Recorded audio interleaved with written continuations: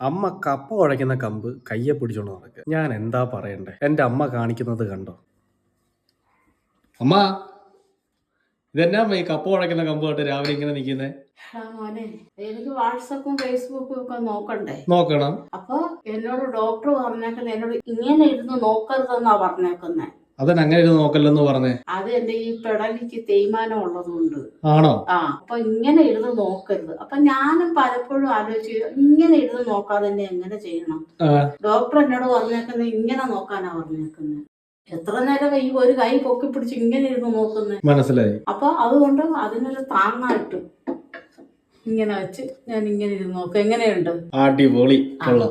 അതിലേക്ക് ഈ കപ്പ കുഴയ്ക്കുന്ന കമ്പ് ഞാൻ എടുത്തു. ആണോ?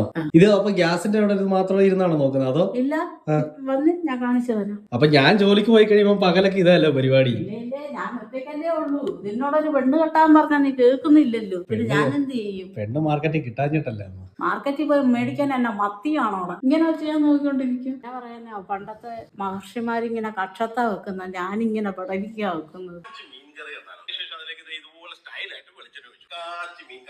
ഇച്ചിരൂടെ കഴിഞ്ഞിട്ട് നോക്കാവേ. പണിയുണ്ട്, പണി ചെയ്യട്ടെ. ഓക്കേ.